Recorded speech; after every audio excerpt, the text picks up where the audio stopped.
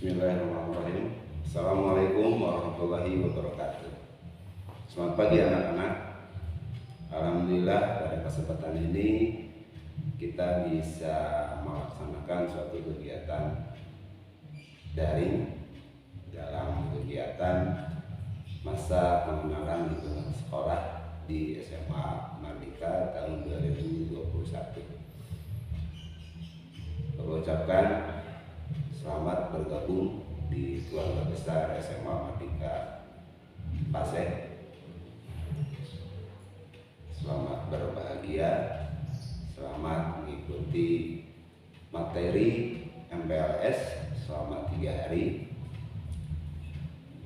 Perkenalkan, nama Bapak Yudi Yuniardi SPD, lahir di Bandung 43 tahun yang lalu dan sudah mengajar dari mulai tahun 2000 sampai dengan sekarang. Kebetulan di SMA Mardika Bapak mengajar mata pelajaran geografi.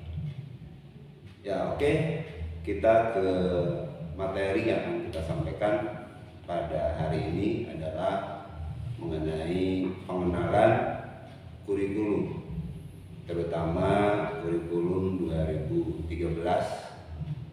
di SMA Mardika Paseh. Bisa lihat nanti slide-nya di samping bawah sini.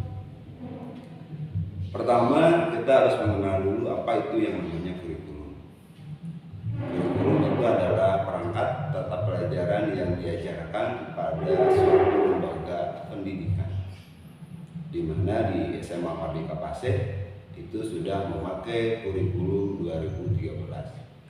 Di mana kurikulum 2013 ini merupakan lanjutan pengembangan dari kurikulum berbasis kompetensi yang telah dirintis pada tahun 2004 dan KTSP pada tahun 2006 yang mencakup sifat pengetahuan, keterampilan secara terpadu, di mana muatan kurikulum SMA Mardika Paseh meliputi kompetensi inti dan sejumlah kompetensi dasar yang dirumuskan di dalam mata pelajaran, di mana itu merupakan beban belajar dari peserta didik itu sendiri, di mana mata pelajaran beserta alokasi waktu untuk kelas 10, kelas 11 dan kelas 12 untuk tahun pelajaran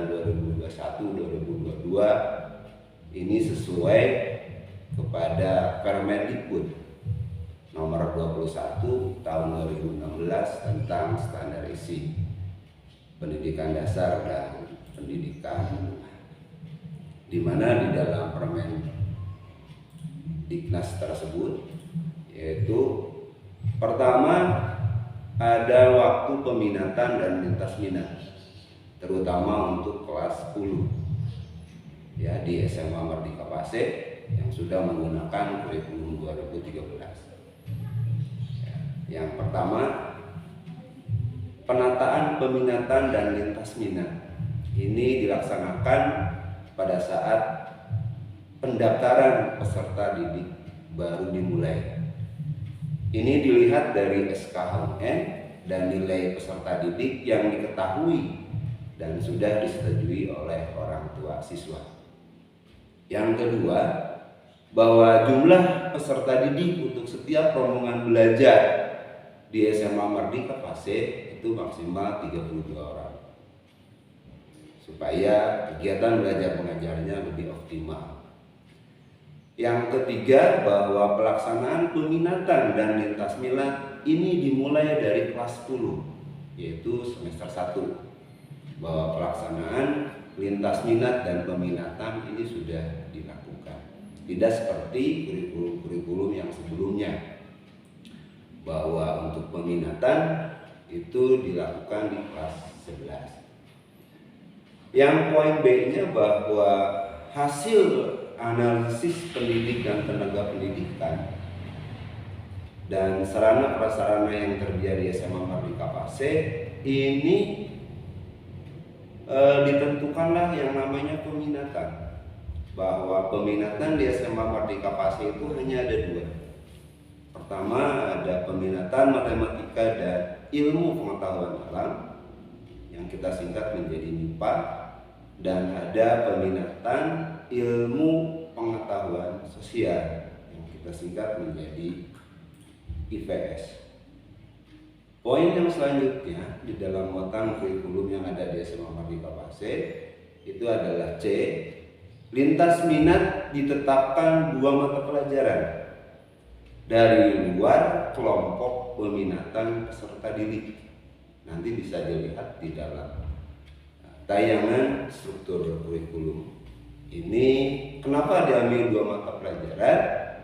Ini disesuaikan dengan SDM yang dimiliki oleh sekolah dan tenaga pendidik yang ada di kita.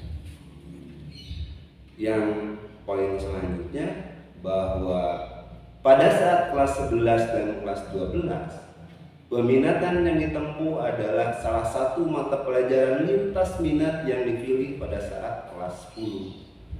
Ini dalam arti bahwa lintas minat ini berkesinambungan, tidak terputus setiap jenjang atau setiap tingkat. Dalam arti lintas minat ini dari kelas 10, kelas 11, dan kelas 12 ini akan sama. Seperti contoh bahwa di SMA Mardika Pasai lintas minat itu ada 2 mata pelajaran ya, sesuai dari yang tadi dijelaskan di atas ya. Salah satunya kalau di MIPA ada yang namanya geografi lintas minat dan pengembangan bahasa dan sastra Inggris, dan di IPS ada biologi lintas minat dan pengembangan dari bahasa dan sastra bahasa Inggris. Yang selanjutnya bahwa untuk pengambilan atau penentuan peminatan ini dilihat dari nilai SKUN. Dalam arti pengolahan nilai SKUN ini berdasarkan pertimbangan ya, melihat peminatan atau dalam bahasa biasanya itu adalah jurusan. Kalau dulu itu bahwa pengolahan nilai SKUN ini dilihat dari mata pelajaran matematika, IPA, dan bahasa Indonesia. Itu dilihat dari nilai SKUN waktu di sekolah sebelumnya, dalam arti di SMP atau di MTS ya, itu untuk IPA. Kalau untuk IPS itu dilihat dari nilai mata pelajaran matematika, IPS, dan bahasa Indonesia. Itu ya, dalam hal pengolahan nilai untuk penentuan peminatan. Yang selanjutnya adanya pertimbangan minat. Pertimbangan minat berdasarkan kemampuan peserta didik.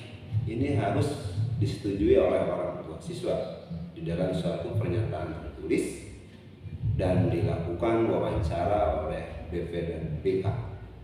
Ini juga harus disetujui oleh orang tua siswa. Itu proses muatan kurikulum dan struktur peminatan dan lintas minat yang ada di SMA Mardika Pasai. Kita lanjut kepada slide berikutnya, itu ada yang namanya muatan kurikulum.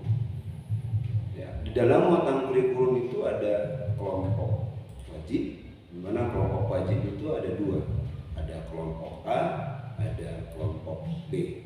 Ya, di mana di kelompok A itu ada pendidikan agama dan dipekerti, karena di kita banyak Muslim berarti mengambil pendidikan agama Islam. Keduanya ada pendidikan Pancasila dan kewarganegaraan. Ketiganya ada bahasa Indonesia, keempat matematika, kelima sejarah Indonesia, keenam ada bahasa Inggris. Itu kelompok A. Sekarang kepada kelompok B yang sifatnya wajib. Ada seni budaya, pendidikan jasmani, olahraga, dan kesehatan, dan ada prakarya dan kewirausahaan. Yang selanjutnya ada kelompok peminatan. Ya, Berarti kelompok peminatan di sini sudah berdasarkan jurusan atau program yang diambil oleh siswa. Pertama ada peminatan matematika dan ilmu pengetahuan alam, kita singkat menjadi MIPA. Ada matematika peminatan, ada biologi, ada fisika, ada kimia. Dan peminatan ilmu pengetahuan sosial kita singkat menjadi IPS, ada geografi, ada sejarah, ada sosiologi, dan ada ekonomi. Slide yang berikutnya ada kelompok lintas minat ya, yang tadi dijelaskan di atas bahwa kelompok minat berdasarkan hasil musyawarah Dewan Guru di SMA Mardika Paseh, kita ngambil 2 lintas minat di luar dari kelompok mata pelajaran peminatan. Untuk MIPA ada geografi dan sastra Inggris. Untuk IPS ada biologi dan sastra Inggris. Termasuk kepada kelompok yang mata pelajaran tambahan wajib, yaitu bahasa Sunda atau kita kenal dengan bahasa daerah.